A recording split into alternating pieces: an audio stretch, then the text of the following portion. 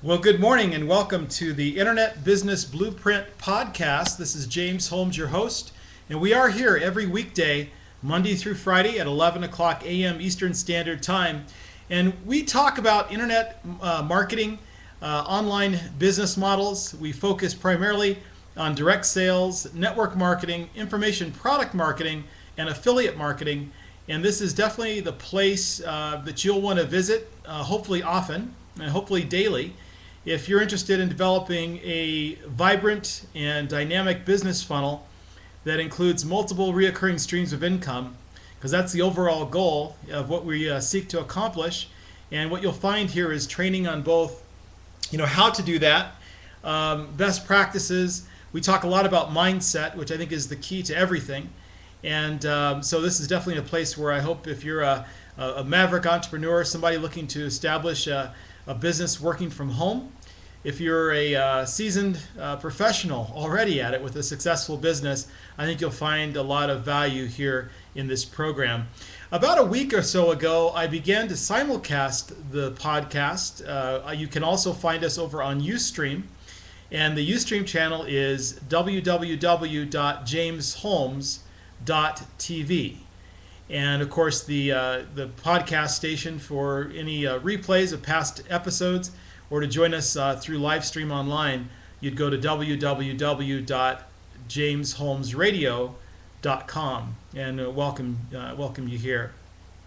I want to mention that if there's anything that is discussed on any of our episodes, if there's a resource that you would like to get more information on, if there's a question that you have that is a lingering question that you'd like to address, or if you are interested in making a suggestion of something that you'd love to hear covered on one of our episodes, I want to invite you to visit my primary blog at www.askjamesholmes.com. Now, one other thing, I do conduct 30-minute complimentary coaching sessions. I call them consultations. If you're in the path of developing a successful business and you'd like to spend 30 minutes together talking specifically about your business, your goals and objectives, any gaps that you see that you'd like to figure out how to bridge, or opportunities that you'd like to share, I want to invite you again back to my blog at www.askjamesholmes.com. And there in the upper right hand corner, you'll see a section where it says schedule your complimentary consultation with James. And there's a button there that says book now. If you click on that book now button, what that'll do is take you to a place on my blog where you'll be able to actually access my online calendar.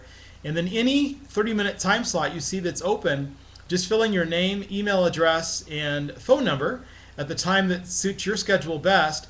And what I will do is I'll call you at that appointed time, and we'll spend 30 minutes together talking about you and your business. So take advantage of that opportunity.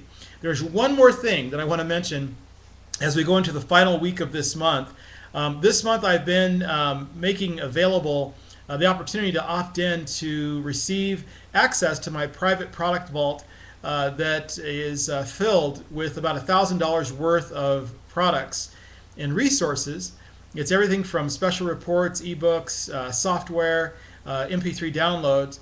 And if you opt in with your name and email address there, you're going to receive a confirmation email, and then you'll get an initial product, and then you're going to get a password to access the vault here next week. And then when you access the vault, you're going to see a number of links, and all you have to do is decide which or all of the items you want. Simply download those before I close the vault up, and secure it, make it private again. So it's just a great opportunity. It began with me wanting to reward my list, and I decided for the month of August to go ahead and make the opportunity available for you to opt in if you'd like to take advantage of that. And I'd suggest that you do. So we've been going through a series over the last really 6 episodes. This will be today the 7th of 11, which is the 11 forgotten laws. These are universal laws that really deal with how you work with this world we live in, and how do you arrive at the place that is worthy of the fact that we all have we've got the God-given attribute of creative thought and the power to make a lot of decisions based on the things we focus on, think about, and the way we see the world. And we've gone through, and I'll do a quick little recap of just what we've done so far, in case you haven't heard the prior episodes. This certainly is just going to be a quick little, maybe one sentence per each law so far. And we've gone, like I said, through 6. What you'll want to do is make sure to go back and listen to last week's episodes. In about midweek, we began this, and then the episodes we've had so far this week, to bring yourself fully up to speed, because there's a lot of detail in each of the 30-minute sessions related to each of these laws. So the first one is the law of thinking, and the basic premise behind that is the idea that thoughts become things, that the things that you think about and focus on become your present reality. And so that's a law that's very powerful, and one that is just the foundation of everything that you're going to want to set out to create based on your thoughts. We talked about the analogy in that lesson about Thomas Edison and the development of the light bulb. And in the second law, we talked about the law of supply. And I went further to say that Edison had the idea or the thought about this light bulb, and it wasn't that the supply of materials, principles of law, principles of science did not already exist. They did. What his job really was to bring those resources, attract them to himself, and did so through this infinite supply that's in the universe. So the principle behind law number 2, the law of supply, is that there's a limited supply, there's an unlimited supply of resources, of prospects, of opportunities, and it's just our job is just to put ourselves in a position to attract those to us to accomplish what we're setting out to do. The third law was the law of attraction itself. And the idea of the law of attraction is really identifying what it is that you really want. And then there are 3 basic steps to really engaging with the law. The first one is just that, holding a clear picture in your mind of exactly what it is you want. Second, to ask for it, and that's done through contemplative thought. So prayer, meditation, spending time to be quiet long enough to be able to visualize in a very clear way what it is you're looking to attract, and to be able to get a sense of what type of resources and the opportunities you're going to need to bring that about. And then the third step in that process of engaging the law of attraction is to expect that it's going to actually come to you. It would be, and I think the story I used when we talked about this lesson was the idea of the farmer. When the farmer has an idea of what he wants to do in terms of plowing his field and what crop he decides that he wants to grow, the seeds he sows are the seeds of the crop that he wants to ultimately grow. And his expectation at the end is that whatever is manifests in his field, that it's going to be consistent with the seeds that he did sow. So if he put down the idea of sowing seeds of corn, he doesn't expect peach trees to grow. And very much the same with you, identifying the thought, sowing the seeds based on what it is you want, and then having the expectation that you're going to get it. Of course you're going to get it. And that's really the attitude you want to take towards it. So that's the law of attraction. Number 4 is the law of receiving. And we talked about the critical aspect of receiving being a function of you first giving. And it could be giving of financial resources, it can be giving of your talents, giving of your time. But what happens when you give is you increase your capacity to receive. And so that's number 4, the law of receiving. Then the law of increase we talked about yesterday. The idea there is that the law of increase becomes activated through your mindful and daily application of praise. And so praising circumstances, praising people that are in your life, praising things that you might see as an obstacle, praising what you already have. By doing this, what you're doing is setting yourself up in a mindset where you've got gratitude, which then will activate this whole idea of the law of increase in your life. I shared with you that in my own journey, that my personal mission statement is to sow increase into the lives of others by co-creating wealth and abundance. And so in my business, my objective is to work with other people to help them create, successful home-based businesses. And in doing that, I feel that I'm fulfilling my mission to sow increase into those individuals. So, if there's a time like these 30-minute sessions, 5 days a week that I'm giving, and you're not being pitched on these podcasts to join a program or to buy anything. The whole idea behind that simply is that I'm here giving. I'm sowing increase. I'm imparting knowledge, and it's all part of just being in alignment with my authentic mission. And then yesterday we had a second session. Yesterday was an interesting day. We actually did 2 podcasts, and I talked about the law of compensation. And certainly compensation in terms of finance, but also compensation in a number of different ways that we end up being compensated in our journey. As it related to business, I shared with you the principle that the way entrepreneurs are compensated is not the way that employees are compensated. An employee is compensated for time. So you put in the 40-hour week, and at the end of that week, you're deserving of your compensation, which is whatever that agreed upon wage or salary is. Entrepreneurs, it's a little bit different. You're rewarded in 2 basic ways. One is for the problems you solve. And so if you think about an individual who may see your product, your service, your business as solving a problem they have, they'll see the value in what you offer and they'll compensate you for that. So that's one way. The second way is for the value itself. And so the value you create for others, individually, for your profession, that's another pattern that you set about that will end up creating compensation. So it may not be as direct as a client or buying your product or service, or a prospect deciding to join your team. It might be that you're putting value out to the greater community in your profession, and for that you attract people to you through that content that then ultimately end up doing some level of business with you, which creates compensation financially. But there's also praise or recognition, acknowledgement. There are a lot of ways that we're compensated, but the basic idea here is that it's based on A, solving problems for other people, or B, the amount of value you create for others and for the greater community that you are involved in. So that's where we are, and that brings you current to date. So that's the first 6 of 11 lessons. There are 5 to go. And so today we're going to talk about the law of non-resistance. And this is one that, in my study of the 11 forgotten laws, the work that these podcasts are based on, if you go back to my blog, you'll find information regarding the course itself. If you decide you want to delve further into Bob Proctor and Mary Morrissey's work, or into the work of Raymond Hollowell, there's a link there that'll take you to the information on how to obtain the actual course itself.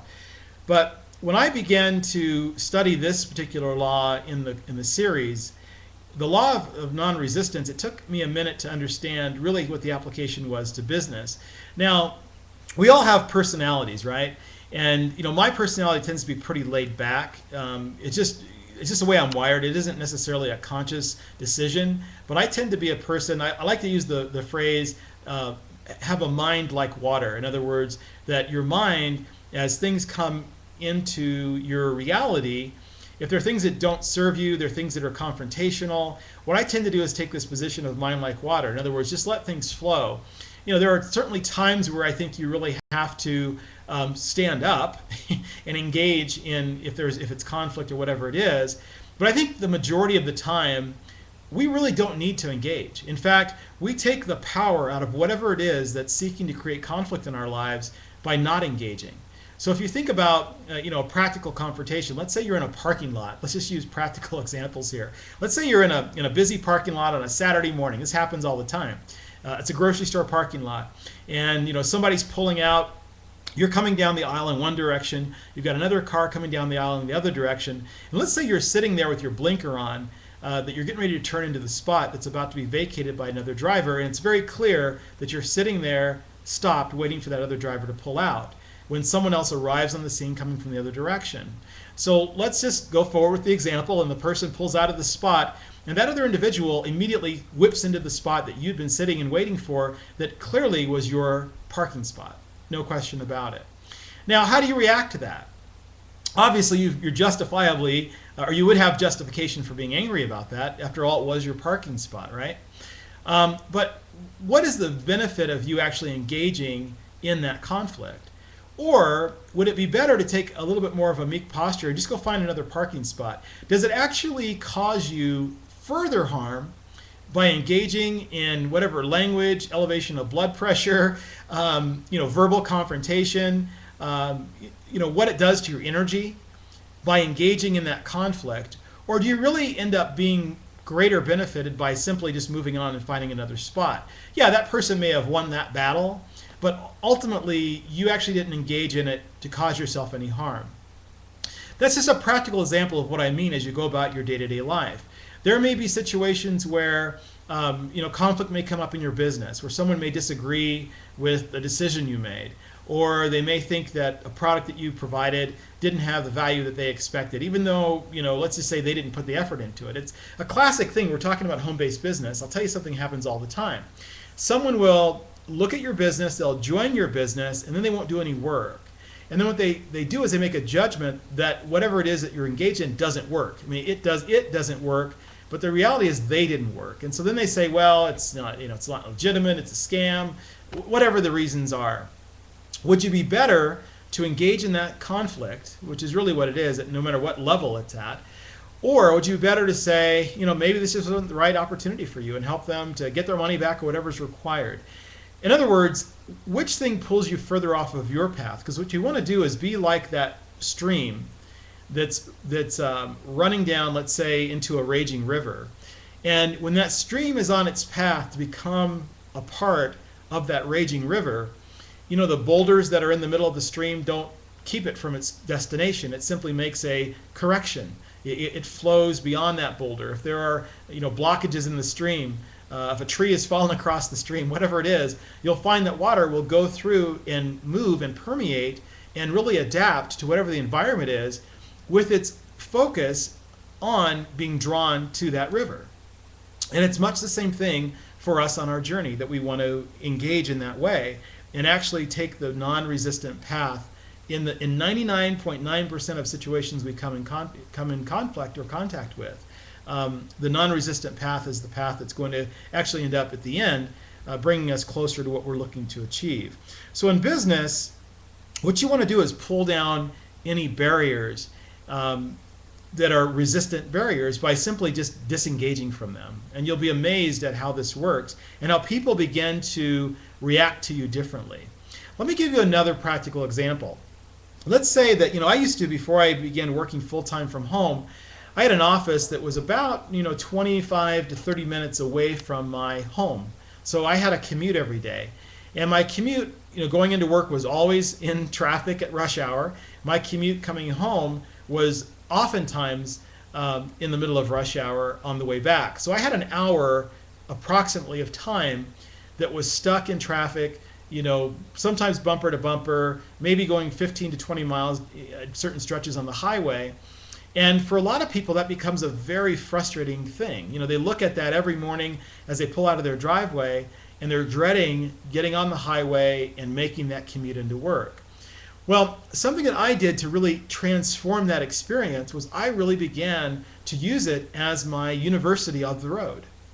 And what I mean by that is I would, instead of just turning on the radio and listening to music or listening to the traffic report, even worse, because I already knew what it was, I was in the middle of it, what I did was I began to buy ebooks or audiobooks.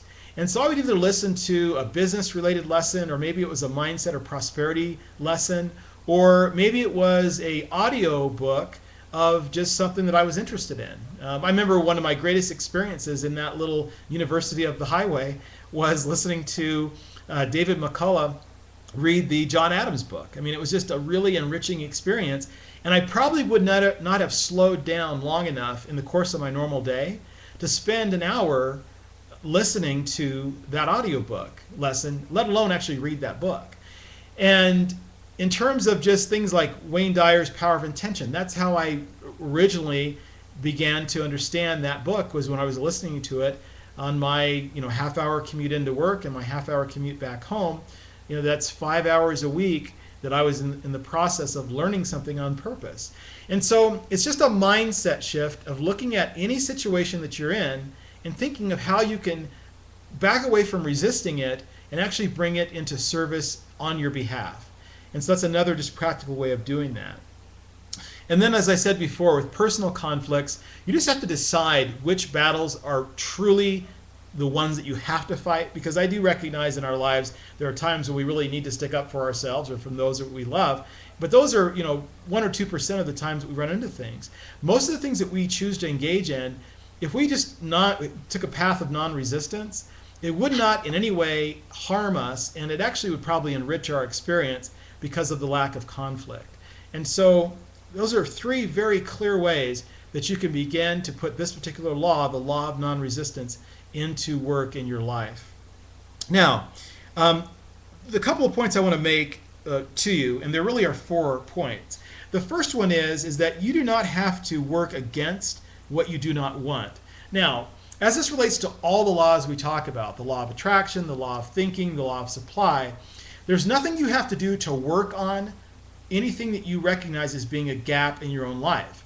So if I've explained to you in the law of thinking that you have to really, present for yourself a clear picture of what it is you really want in order to activate the law of attraction, you don't have to work on the opposite of that. In other words, there's no need for you to put energy into the negative.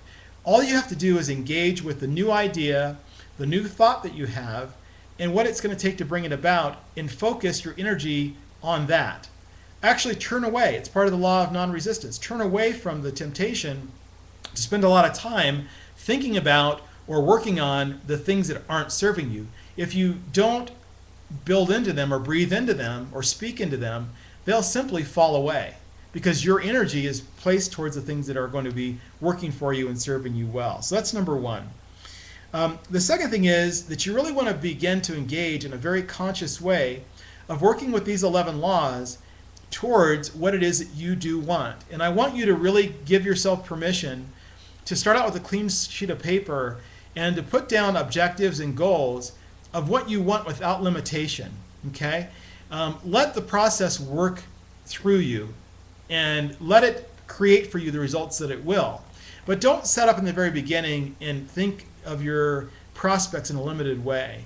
Think about what you really want, no matter how far out it may seem, no matter if you can't even imagine how it would come to pass. I want you to still go forward and work on this in a way that you're going to let the circumstances unfold as they will, but you're going to really put down on paper what it is that you really want.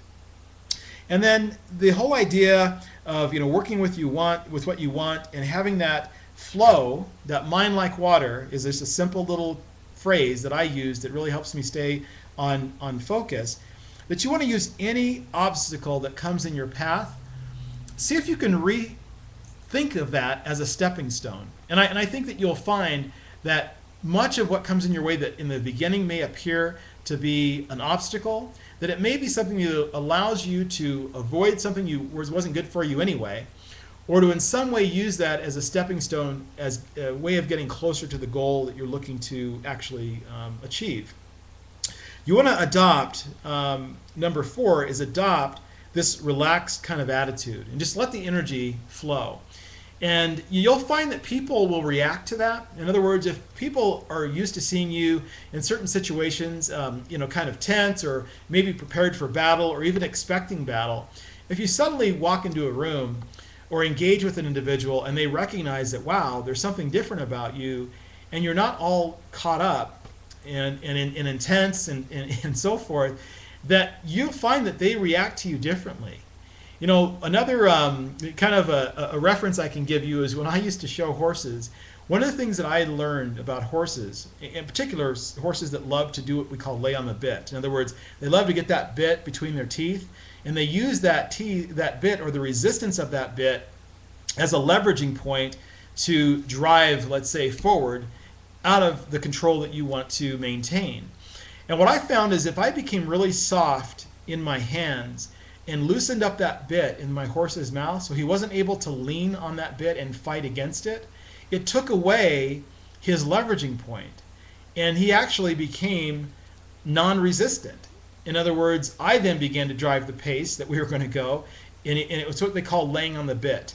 So that is the perfect model, the perfect picture of what it is that you want to do. You don't want to lay on the bit, because laying on the bit creates the leveraging point for you to have resistance. Actually come back off of that bit, and it really disempowers whatever it is that metaphor for the bit that is between your teeth. And you'll want to do that. So do not go through life being resistant, fighting, opposing, preparing for the next problem, because all you'll do is you'll attract the next problem. And then you'll end up really manifesting the thing that it is that you're seeking to do, which you see this law and all these laws work with or without your participation. And if you think through that process, you'll recognize that that really is true. I want to talk to you guys as well about reciprocity, because reciprocity is definitely part of the law of non-resistance.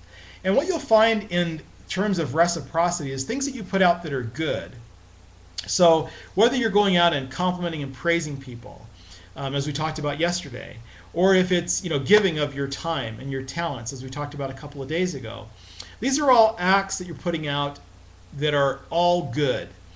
And the law of reciprocity will say to you and will commit to you that when you put out good, good will come back to you. Now, in my own experience, I have found that sometimes good takes a little while to come back to me. That if I compliment or praise someone, or I'm sowing increase into an individual, sometimes it takes a while for that situation to come back and for me to be rewarded for that. I just find that good things sometimes take time to come to us. On the other side of the coin, I find that in the law of reciprocity, that when we're sowing out bad things, that it usually doesn't take very long for the bad to come back to us. So an example of that would be going back to what I said. If you're praising someone, complimenting someone, you're building them up over time, you may find that that relationship with that individual over time comes back and begins to become enriched and becomes improved and is deeper and greater, and that tends to happen over time. And we recognize that result. On the other hand of it, think about times where there may be something out there that you put out bad about someone, or there's some conflict you engaged with someone. Usually it comes right back to you, oftentimes in that very moment. And that's just the way it works with reciprocity. So recognize that as you go about really setting out to do good, to sow increase into other people, to be complimentary, that sometimes these things will take time for you to actually be able to recognize that they're coming back to you and producing the result that you want. On the other side of the coin, if something's coming back to you and you're recognizing in your life that there's conflict and there's things that you'd view as being bad, it means that somewhere in your life you're putting that out. And so the idea is, of course, to identify that and move on beyond it. So let's also talk about the idea of what we must do in terms of not engaging in battles. Okay, so again, engaging in non-resistance, and also learning to let our lives kind of have a flow to it. So what I mean by that, letting your life have a flow to it, if you recognize that things are starting to work for you, sometimes what will happen is we'll set ourselves up to actually create what I call self-sabotage. In other words, we begin to question the good that's coming into our lives. And so what we want to do is just let it flow. Don't expect it's going to end. Don't have the attitude, well, it's working now, but I know something's going to happen that's going to take it off course. Really fight against that. If you found in your experience that you find yourself doing that, when things are working for you, that you're waiting for the other shoe to drop, really just let that go. You don't have to actively fight against it and fight against that feeling. Just focus on the opposite of that. Have the expectation, as we talked about in the law of attraction, have the expectation that good is going to continue. Okay, do you see what I mean there? You're not having to fight against what you don't want. Just don't feed into what you don't want. Focus on what you do want. So let's bring this back around to business and give you some actionable items, as we always like to do at the end of this program. You want to, number one, examine your life and identify areas of non-resistance and really acknowledge what those are, because what you want to do is make sure you're working to stop those. Number two, select those you can easily eliminate and simply just put them aside and don't feed any life into them. Number three, maintain a mindset of non-resistance. And so as you go through your day, unless it's one of those 1% situations, be non-resistant. Just let things flow. Don't have to win every little battle. You're looking to win the war. Number four is you want to bless the obstacles that you encounter so that you can make those obstacles a stepping stone for yourself. Number five, learn how to maneuver around the obstacles to use them as stepping stones, much like that stream running towards the river does in working its way around the boulder and the fallen trees. Focus on the goal, where it is you're wanting to end up in terms of your destination. And number six, when you begin to manifest your prosperity and the abundance you're seeking, don't resist it. Don't wait for the other shoe to drop. Just believe it's going to continue happening and that it's only going to get better. Thank you for being with me. I look forward to seeing you again here on Monday, same time. I want you, as always, to have a very blessed weekend and I hope you have enjoyed these lessons. Thanks for being with me today. Have a blessed day.